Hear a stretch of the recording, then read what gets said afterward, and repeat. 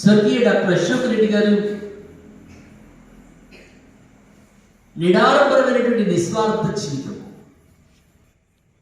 డబ్బు ఎవరికి చేదు కాదు. ఎప్పుడు మనం మాట్లాడుకుంటూ ఉంటాం, బతికున్న వాళ్ళందరూ బతికినట్టు కాదు, సంపాదించిన వాళ్ళందరూ కోటీశ్వరులు కాదు, చదువుకున్న వాళ్ళందరూ జ్ఞానులు అసలే కాదు. తమను తాము దేశ హితం కోసం సమర్పించుకొని పరిమితమైన దేహము, పరిమితమైన జీవితాన్ని త్యాగము వల్ల అమృతత్వం సిద్ధిస్తుంది. అనంతమైన ప్రేమ వల్ల అమృతత్వం సిద్ధిస్తుంది. త్యాగముతో, కరుణతో, ప్రేమతో, సామాజిక బాధ్యతతో డాక్టర్ అశోక్ రెడ్డి గారు, నితిన్ బాబు ఇద్దరు కూడా అమరత్వాన్ని పొందారు.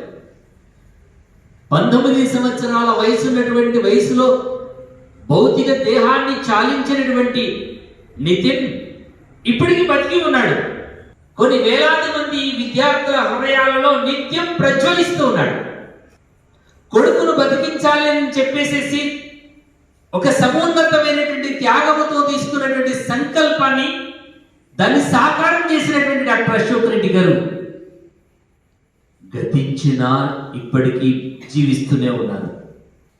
గతించిన తర్వాత కూడా ఎవరైతే జీవించగలిగేటువంటి ఉత్కృష్టమైనటువంటి కార్యం చేయగలుగుతారో వారే జీవన్ముక్తులు కాగలుగుతారు. నువ్వు ఎంత సంపాదించావనేది ప్రామాణికం అసలే కాదు. నువ్వు ఎంత చదువుకున్నావనేది ప్రామాణికం కాదు. ఈ అనంతమైనటువంటి ప్రపంచ పరిణామానికి పవిత్రమైనటువంటి పాత్ర పోషించినప్పుడే నీ జీవితానికి, జీవితానికి సార్థకత ఉండగలుగుతుంది. అలాంటి పవిత్రమైనటువంటి ధర్మ కార్యములో జీవితాన్ని సుకృతం చేసుకున్నటువంటి వారు స్వర్గీయ డాక్టర్ అశోక్ రెడ్డి గారు. వారి దివ్య స్మృతి పదానికి, వారి అచంచలమైన త్యాగానికి, నిస్వార్థమైన జీవితానికి,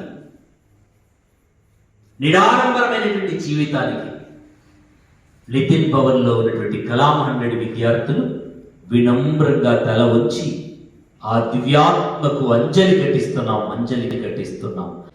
సూర్యుడి సెలవని అలసిపోయేనా, కాలమే శిలవలే నిలిచిపోయేనా, మనిషిని కలిపిన ఓ ఋషి, భువిని చరితని నిలిపెను నీ కృషి. మహాశయ విధి పగై తరిమెనా, మహోష్ణమై రుధిరమే మరిగెనా,